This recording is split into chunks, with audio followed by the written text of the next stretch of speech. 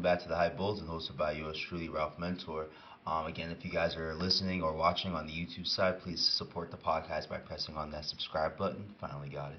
And if you guys are listening on the podcast platform side, like Apple, Spotify, Amazon Music, Overcast, and all too as well, please drop a rating to help support the podcast. Yes, finally pulled that off too as well and all. But we got the Pacers forcing the Game 7 in the NBA Finals and all too as well. But before I get into that, as you can see on the screen, that point out the right way? Yeah, as you can see on the screen right here, my Boston Red Sox are making an introduction into the podcast for the first time, at least not last summer. When I first started the podcast, the Red Sox were average, if not a bit below average, a bit and all too as well. But going into the season, at least and all, they did make some moves with the Garrett Crochet trade, at least and all too as well, giving up Kyle Teal, one of their top 100 prospects and all too as well. We'll get into more about their prospects and all, but they made a big trade like that, which upped my excitement level at least and all, because they lost an ace in Chris Sale a year prior, if not the off-season prior, by trading him and all, and he's turned into the second coming of Chris Sale all over again with the Atlanta Braves over the last two seasons. Last year I actually got to go see him and all when the Sox came to Atlanta and all. Had himself a good game and all, ended up having a Cy Young season. Now I think he's gone since May with an ERA of 1.00, literally, for Chris Sale at this point and all. So he's looked awesome, but with the Sox making the move for Garrett Crochet, finally getting themselves a legitimate ace, and we're seeing it this year too as well, even though the team is unable to getting him a W at Fenway Park and all too as well. But that move itself got me really back into the fold, at least and all, as a Red Sox fan, at least and all. And the move for Bregman, honestly too as well, kind of cinched it for me. The confirmation that they had, I think it was three top 20 prospects, not like top 30 prospects. With the Campbell, the Marcelo Meyer, and the Roman Anthony's, who ironically they're all on this team and all too as well, which fits into the narrative of why I've had the Boston Red Sox, first time I've had the Boston Red Sox speaking about them on the podcast and all too as well. But there was a seismic trade, at least in all this past Sunday, after the Red Sox swept the Yankees and all. And there's no better high as a Red Sox fan sweeping the Yankees, in my opinion, all, even in the regular season and all. But completely ripped away an hour later when the brass of the Boston Red Sox, we were talking about Sam Kennedy and Craig Breslow mainly, at least and all too as well. I don't blame them for the trade, but the timing of the trade, I'm definitely blaming them for, at least. But as you can see on the screen that I've had here, Rafael Devers, probably one of the best hitters that the Sox have had, outside of David Ortiz and Manny Ramirez, probably over the last 20 years, at least, too. So just slugging hitter. Mookie, we all know about Mookie Betts, at least, but Rafi's slugging numbers are just ridiculous for his career, at least, and also more pertaining to that, at least, too, as well. But ended up getting traded to San Francisco, and all. As you can see, he got traded for Jose Bello, Kyle Harrison, Jordan Hicks, and James Tibbs III, number 4 prospect for the San Francisco Giants, at least, and all too as well. But obviously on paper, at least, when you look at it, an underwhelming trade, especially if you're a Sox fan, at least, But Devers had himself a huge contract. The Sox signed him to 11-year contract, $300 million plus. Only 3 years into it, I believe, something like that, 3 or 4 years into it. He signed it, I believe, in 2021, 2020, something like that. But they're only 3 years into it and all. Obviously a malcontent when we talk about the third base situation and all. With the signing of, let me go back a little bit more for the Devers context and why he got traded and all. But with Bregman got signed, at least and all too as well. Obviously a Gold Glove third baseman, Rafael Devers, over the last 3 to 4 years for the Boston Red Sox, has been the third baseman and all, won the World Series. I believe that's the third baseman, as a young third baseman and all too as well. So over the last 7 seasons at least, or some ish like that, he's been the third baseman for the Boston Red Sox, at least, and also Bregman coming in. Devers is not a great fielding third baseman at all. He will average over 15 errors and all. I think a couple of years ago he had 21 errors or some ish like that too as well, honestly. But not a great third baseman. The Boston Red Sox defense has been a flaw over the past couple of years and all too as well. And to be taken seriously, at least as a team, at least, and all, they had to shore up their defense, and Bregman was a big piece on shoring up the defense. Rafael Devers did not take the news well. I sort of understand that, at least, because Bregman was signed in February of this year, at least, and the spring training starts March and all too as well. So there really was no preparation for Devers to, relinquish his third base spot and be a DH and all. He made a big stink about it in late February, early March when training camp started for the Sox and all too as well. So that really, messed up the relationship for the Red Sox and all too as well. Injuries have obviously, injuries creep up throughout the regular season and all. Now they've creeped up for the Sox and all. They lost their first baseman and Tristan Casas for the season and all. We're out of a first baseman. Rafael Devers apparently was asked to play first base and all too as well. I guess didn't jump for joy the way he's jumping for joy for the Giants right now to play first base at least on two is also again a bit of contention between more. I mean, I feel like this is more about Devers in the front office of the Boston Red Sox more than anything. I feel like it's not a player thing or even a manager thing, honestly, too as well. I just think promises were made to Devers. He was holding the Sox firmly on that too as well, even though it was a previous front office regime, like the leader of it, Howard Bloom, the GM, and all Sox fans don't want to hear that name. But yeah, it was a previous regime that gave him that huge 11-year, $300 million plus contract and all too as well. So he was holding the Sox to the fire of the promises they made with him with that contract and all. Obviously, with a new regime and all, obviously the old regime and the way things were going with that old regime too as well was not working out and all too as well. So they obviously wanted to make some changes to the front office credit. Devers, at the end of the season last year, at least, and I believe around November, was asking for more help and things of that nature too as well, adding more pieces to this baseball team and all too as well. They didn't. I feel like the Sox, to the front office credit, probably struck out on other guys before really cinching on to Bregman at least and all too as well. Who knows? You know what I mean? I'm not privy into baseball off season like I'll be privy into the NBA off season and all too as well, and I'll be getting into that this summer. But for at least the contention on why Devers ended up getting traded at least on two as well. That's really the beginning of it at least on two as well. Kind of carried on. You would think they were fine with it too as well. Devers had a bad first 2 weeks of the season and ended up leading the league in RBIs by the time he got traded at least, if not like 2 or 3 at least. For a time he was number 1 at least, but came out of that slump in the first 2 weeks of the season because of his slow start. Man was coming off of an injury too as well, so he had a slow start even getting his reps in training camp at least too as well. So, but that's the context of why Devers got traded basically essentially too as well. Basically turned into himself a malcontent, and with the Giants offering, I think, to pay the full contract at least and all, no like cash considerations at the C's. I almost said C's, but where the Sox had to like put any money towards the contract, I think was a big part of why he got traded to the Giants so abruptly, so weirdly, in my opinion, after sweeping the Yankees. You would think you let it ride for a little bit and see where things go, but it seemed malcontent enough where they seemed like they had to move on at least. So to the pieces that the Sox picked up, I'm not that excited about the package. I'll be real about that at least. But if I can find something out of it, the Kyle Harris and the Jordan Hicks of the trade are the cool pieces at least. Jordan Hicks is apparently a starter, but he doesn't have any control and all, so that's why I presume he will be in the bullpen and all. It looks like that's what's going to happen too as well. Anyway, honestly, what's it called? I'm trying to get it back. But apparently he's hurt at the moment. He's hurt at the moment. He is like preparing himself for a rehab start. I did see he threw a simulated type of game at least, or simulated game. I don't know what these baseball guys call it these days, but he threw some live batting practice. Let me say something like that at least. But he did throw some pitches to some hitters in a controlled environment at least. So it seems like he's on his way back from that injury and all too as well. I would presume him in the bullpen at least and all. And Kyle Harrison, a young guy, apparently he was the Giants' #1 pick for last year at least, or #1 prospect I should say, not over a #1 pick and all too as well. But Kyle Harrison was their #1 prospect. The one thing I like about him, you add another lefty to your starting rotation and all. I think it's just Crochet at the moment right now, and he does throw 95 plus and all too as well, so he's got some heat on him too as well. So as a Sox fan, at least, to find some positivity of getting rid of your best hitter since probably David Ortiz at least, or your best slugger since David Ortiz at least and all. It is interesting to have these young pieces. Well, yeah, young pieces. Jordan Hicks is 28, Kyle Harrison is 23, I believe, and all too as well. So some fairly young pieces and all too as well to a team that needs. The way they're pitching lately, I don't know if they need the pitching depth, but it doesn't hurt to have more doesn't hurt to have more pitching and all too as well.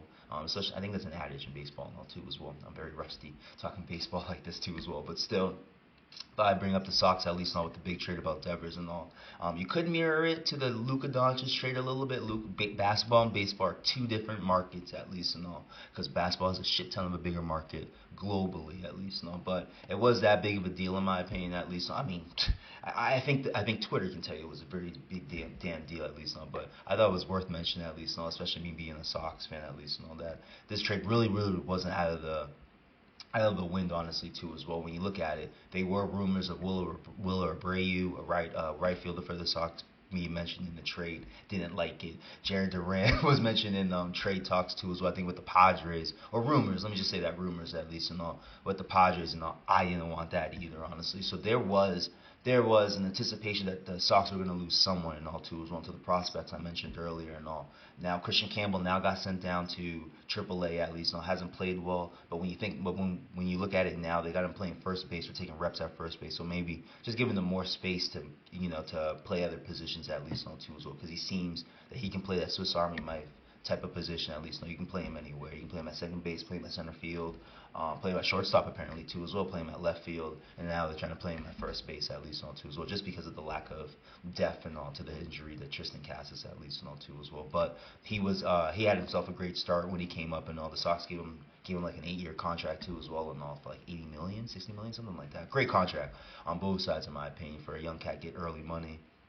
And for the Sox paying maybe a productive player on the cheap and all too as well. Right now they optioned him to AAA, so I'm pretty sure he'll get back and all too as well. Especially if he can play some first base, it would add some extra depth in my opinion for first base. And I think it's you got Abraham Toro, who's done a great job since playing there and all since the Cassis injury.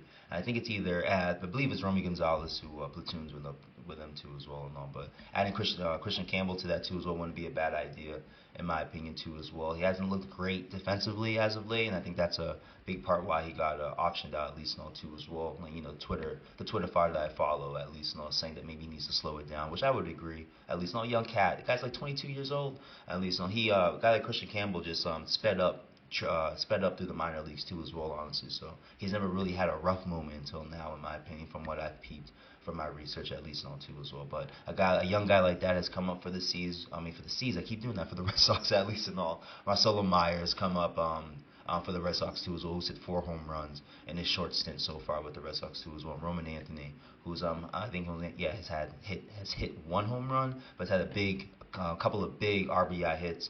Even last night, I'm recording right now on June 21st, right now too as well, the second day of summer and all too as well. Whoop, there we go, lost it.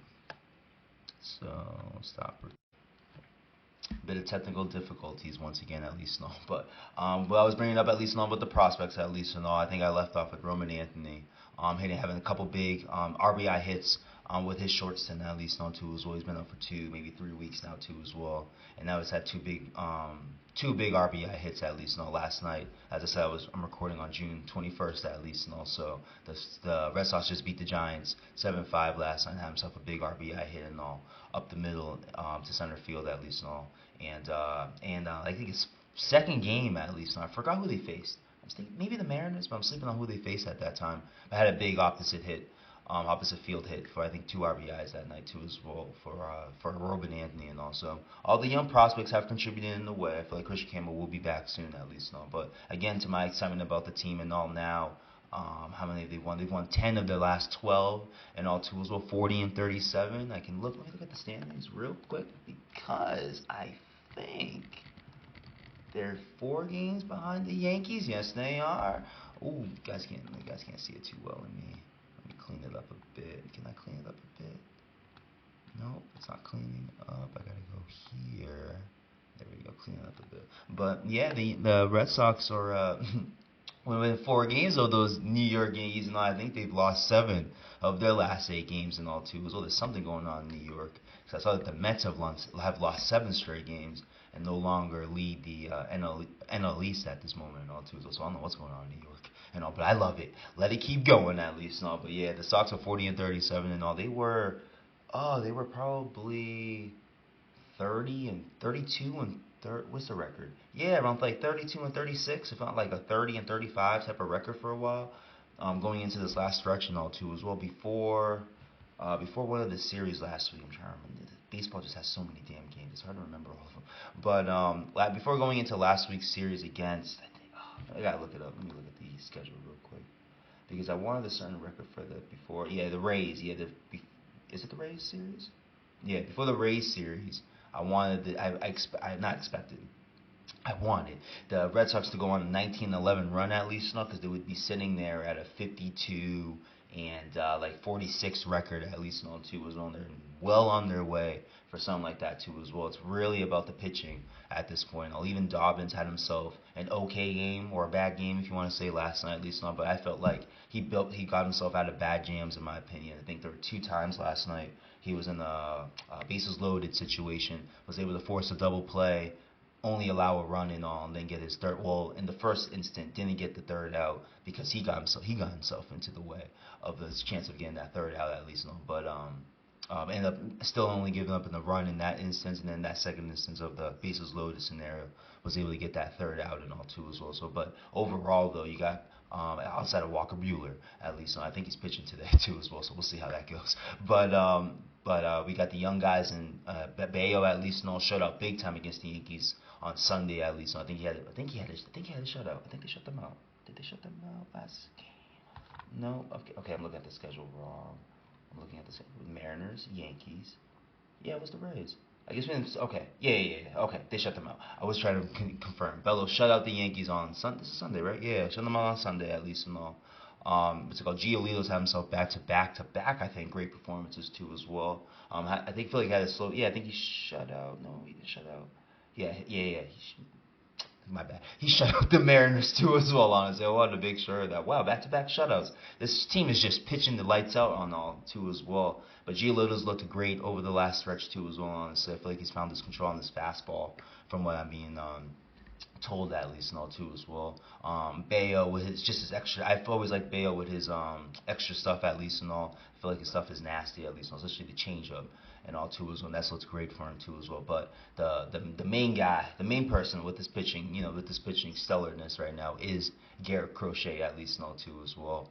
Has looked awesome even though he didn't look great against the Mariners. Was it against the Mariners? Yeah. He didn't look great against the Mariners, but still, I think he's had a couple starts like that too as well. Where he hasn't looked great, but gutting right through it at least. So I think he had 6. I think he only went 6 innings in that game where Friday night against the Yankees completed the game, didn't complete the game, but went 9 innings at least and only gave up that 1 run, a moonshot to Aaron Judge in the 9th inning to force into extra innings at least, because he did go into that inning with the lead at least. But the way he's pitched, I don't care. As long as he keeps pitching like that, it'll be great. It'll be great for the team at least too as well.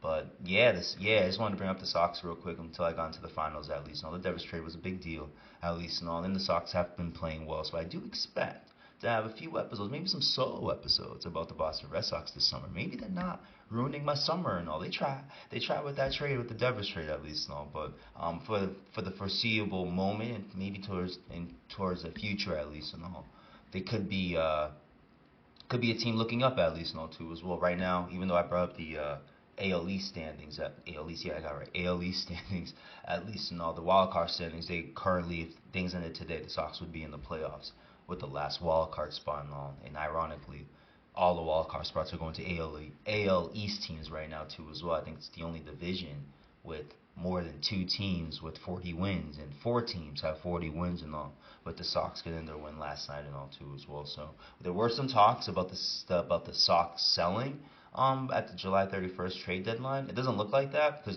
just based off the rumors about how the Devers trade, how Devers played out at least and all. Even though it looks like a salary dump, it does look like he was a bit of a malcontent, and there was a reason, I guess, for the Red Sox to make the trade at least and all just to get rid of the contract at least and all. They did spend last offseason with the Walker Buehlers, giving him I think close to $30 million at least and all, if not a little over 30 for a year or two, and then giving Bregman 40, I believe, and all for a year or two, depending on his decisions. I think it's a player option involved with all that too as well. So I'm a bit excited about the Boston Red Sox and all. I didn't think the Devers trade would have me talking about them at least. And all. I thought I could find baseball reasons to talk about them too as well. But there are some cool baseball reasons for me to peep them at least and all too as well, to see if they can keep up this pace at least and all. See if because of the way this year started at least and all, it was looking pretty dire at least, for my excitement level at least. So I thought it was the only thing I was going to be able to use this year was that they had the prospects at least and all, but they are playing great baseball. Pitching's been a big thing and all too as well, and their offense has been okay until last night at least and all, dropping 7 runs on the Giants on the road at least and all. So let me before I go into the NBA Finals, just wanted to confirm one thing at least, or omit. I wanted to make sure that Bueller is pitching today. Yeah, they faced the Giants. Oh yeah, as I'm talking about the Devers trade, at least and I'm talking about last night's game. They did face the San Francisco Giants last night, and see Devers at least he went 0 for 5 at least too as well. So he looked eager. I'm not surprised at least too as well that he would be eager, to make a point against the Boston Red Sox too as well. I think he said, this is something on Twitter that I saw, so I'm not sure if it was true or not, but I think he said that he was looking to sweep the Red Sox this weekend. Also, obviously, we know that's not happening, at least not too as well. So the Sox are again like one win away of winning another series, which would be 5 straight series wins if they can pull out one more win to either today or tomorrow, at least. And also, I just wanted to see the starters real quick. Okay, they don't show it to me here. Who's starting today? I said Walker Bueller starting today, so I just wanted to, for the recording purposes, me check if he really is starting today, but I'm pretty sure he is. Red Sox. I hate multitasking sometimes. Red Sox, who are they playing today? Giants. You see what I'm saying? I hate multitasking. Let me see. Is it Brian Bayo today? Alright, Brian Bayo is a probable pitcher today against Ladin Robb. I don't know these Giant pitchers, I'll be fair there. But we got Brian Bayo. Oh, Lucas Giolito tomorrow. Okay. Great. I gotta see Walker Buehler today. They face the Angels. That's awesome, at least in all too as well. Which makes sense. Walker Buehler just gave up 8 runs to the Mariners and all too as well. So my memory's now coming back at least. No, but yeah, like I said to those 2 pitchers earlier, at least. That's why I'm excited at least over the next 2 days. These 2 guys have been pitching well, especially Bayo. Bayo's been Bayo's been coming along and all too as well. There've been complaints about Cora. Alex Cora is the manager of the Boston Red Sox. He's been holding him to 80 pitches at least, 85 pitches. Hasn't really been forcing it with them. Last game with the against the Yankees at least, I think he let him get over 100 pitches at least. So it looks like he's letting the arm go at least too as well. And with Giolito to a bit, he was babying him too as well going into the season. But they were coming off injuries. They didn't start the season in April. I think they started the season late May, if not mid-May at least. So totally understand it. These are the guys that I really relied on for the starting rotation at least. And with Tanner Houck and all, right now he's dealing with a rehab assignment right now too as well, honestly. But if you can get that Tanner Houck to come back too as well, honestly, you got the youngin and Hunter Dommins who, like I said, toughed it out last night too as well, even though he didn't have his great control yesterday with Greg Crochet there too as well. The Kyle Hamilton pickup. You got Pedro. It's a Pablo Sandoval. I'm saying that wrong. Patrick Sandoval. There we go. Pablo Sandoval. It was a hitter for Pablo Sandoval. Yeah, it was a hitter for the Sox and the Giants back in the day, at least. No, but yeah, with the potential pitchers that are coming back for the Sox, at least, Cutter Crawford is another name too as well. Honestly, you have a chance to have a deep rotation, deep bullpen too as well, honestly. So I'm again with the Giolito and the Bayos at least. I'm excited about today and tomorrow's game at least. They really have a chance to sweep the Giants at least too as well. Last night made me a bit nervous the way Dobbins started at least but the offense did show out at least Like I said, they had a great game last night, but they've been a bit cold. You know what I mean? They've been clutch at least got the runs that they've needed, got an insurance run here or there. But they haven't dropped some runs like they just did last night at least But I think it's enough Sox talk for the time being at least Just wanted to throw out my analysis of the Devers trade. Yep. Multitasking again, of the Devers trade, and yeah, the way they've been playing as of late too as well, honestly. Sitting there, I think, yeah, if not like 2 weeks ago, the Sox were 7th in the wild card standings, and now top 3 in the wild card standings as we speak right now too as well. And the way the Yankees are playing, on their way up too as well. So, but let's transition. I'm going to transition over to the NBA Finals now, where the Indiana Pacers, where I expected them to lose in Game 6. I was fooled by the gamesmanship of the Indiana Pacers and all, thinking that Tyrese Halliburton was really dealing with a calf injury and all. Those were lies. I was lied to, at least. And again, I'm cool with it, at least, too, as well, because now they're sitting in the position where if they can win Game 7, are now the NBA champions are the NBA champions of the 2024-2025 season and all. And I wouldn't have expected saying that because as a Celtic fan, I thought I was going back to back at least and all. But still, we are where we are at least and all too as well. But great game for the Indiana Pacers and all. I did not expect them to win that game. I thought Halliburton was really dealing with an injury at least and all too as well. This team has shown that they don't need anybody to explode. They can all come together and all. But I do think Tyrese Halliburton is a floor raiser for that, the way they played and all. And as the way, even though he had 14 points and 6 assists at least and all, in 23 minutes and all, mine being you. I don't think anybody played in the fourth quarter at least. No, definitely nobody played for OKC at least. And I was too excited to really be watching the fourth quarter at that point and all too as well. But still, in those 3 quarters at least, not going into the fourth quarter, he only had 14 points and 6 assists. But you can just tell his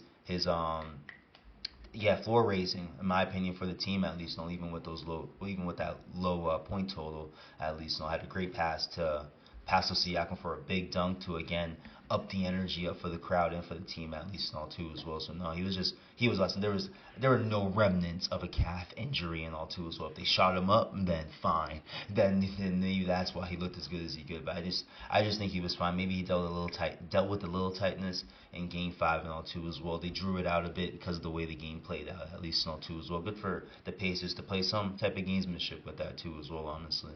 And they did at least. Mark Dagnall, in my opinion, played some gamesmanship in Game 6 without playing any of his starters in the fourth quarter and all after finally being down 30 points in that game at least and all. Again, I can understand it too as well, honestly. But again, a bit of gamesmanship there too as well to help rest your players up too as well. Maybe throw off the Pacers with a game plan going into the next game at least and all. But impressive game though. Like I did not expect the Pacers to blow out OKC too as well, honestly, which leads into again my inexperienced points about the OKC Thunder and all too as well. The way they played this year, you wouldn't expect them to be in this series at least. You can let me get all that back. But you can remember, you can go back at least. So let me say that to the last time we were in a Game 7, it was with a juggernaut team like the Golden State Warriors, but LeBron James was on the other side. That's why everybody kind of like looked over that at least. How is a juggernaut in a Game 7 right now? But it's LeBron James on the other side. You know what I mean? So that's why I think some people don't even make a big deal about the Warriors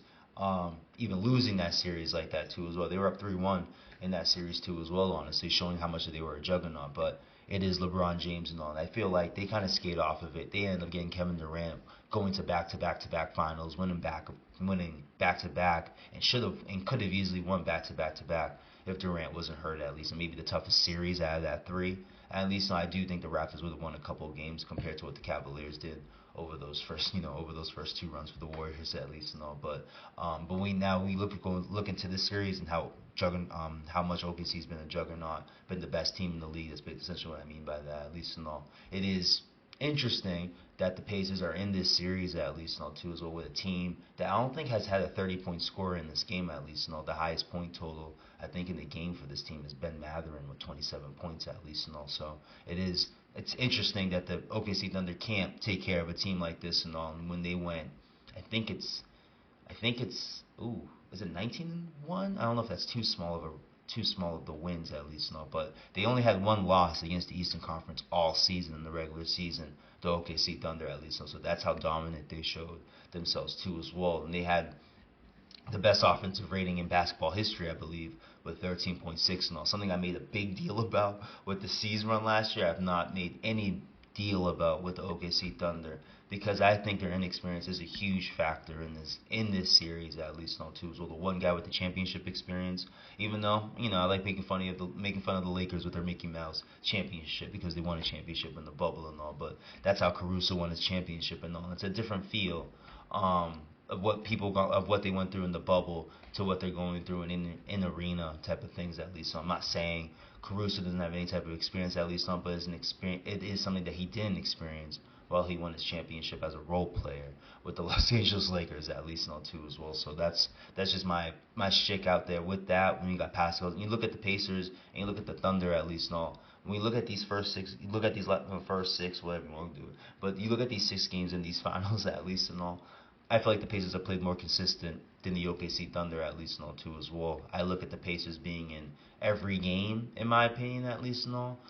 too as well. Even though OKC's been in games 3, game 4, or at least too as well. But maybe this blowout is maybe why I'm cinching that the Pacers have played better at least even in that blowout for OKC in game 2 at least. I felt like the Pacers were more connected in that game 2 as well. Game 5, they were only down. No, the Pacers were down 2 points. You know what I mean? In the third quarter at least, not after being down so much in that game at least. I didn't get that feeling by OKC in this game at least. No, game 4, I'll give you that OKC definitely showed up even with the Pacers dominating most of that game at least too as well. But technical difficulties again, so you know, see a little skip at least, so maybe that may be a sign for me to close this out real soon at least, but again, yeah, I just feel like the Pacers have played more consistent at least throughout this series at least more than OKC, not by much. I don't want to say it's all that much. Like I said, OKC in game 4 showed up even though they were down most of that game too as well, honestly. And even though OKC's had these leads, I feel like Indiana's been more connected in these losses at least outside of game 2 at least. When I look at the blowouts, the Indies, not the blowouts, but the big wins that the Indies had, especially in game 3 and now game 6 at least. I never felt like OKC could win that game at least. I feel like outside of game 2. I felt like, well, game 1 was a surprise that Indy even won. I wouldn't have said that about game 1, but Indy ended up winning it. So that's why I'll go there at least to it. But outside of game 2, I feel like Indy's been in every game against the OKC Thunder. And I still think game 2 wasn't too far of a stretch, but OKC was winning that game. So I don't want to question that at least. But games 3 and game 6 for the Pacers at least, or for the Thunder I should say. I feel like the Thunder haven't been in those games at all at least, so that's why I give the Pacers a bit more credit of how they played throughout the 6 games so far in this series. At least too as well. But I'm gonna have to go with the Pacers. I'm sticking with my pick at least for game 7 at least too as well. Wouldn't be surprised if OKC won that game in a blowout at least too as well. They've shown a great skill of bouncing back in games 2 as well. Honestly, I don't think they've lost. Yeah, they haven't lost back-to-back games. In this playoff run they've had, I think they're 5-0 after a loss at least 2 as well. So wouldn't surprise me if they came back and won this game at least 2 as well. But I do expect them to win this game at least. They're based off their consistency throughout this whole series. I just think they can find their offense when they need to find it. OKC, I feel like if they're not hitting the 3, they're struggling at least. We've seen Indy not hit the 3 at least a couple times in this series, at least on being games at least. They may have been the games that they've lost, but they've been in those games at least. And in game 1, even though they didn't have it, they found it too towards the end at least too. I don't know about OKC and all. I feel like Shai's gonna have to play 40 plus minutes in this type of basketball game too as well. Could be tired as hell by the end of it too as well. It's those type of instances as an inexperienced team I'm kind of worried about with the Thunder at least going into this game at least but not going to go too long at least keep having technical difficulties and also I feel like I'm going to bow it out here and all. But again, if you guys are listening on the YouTube side, please press that subscribe button to help support the podcast and all. And if you guys are listening on any podcast platforms like Apple and Spotify, please press that rating to help support the podcast and all. But we'll talk to you guys soon. I'm signing off. Go Pacers.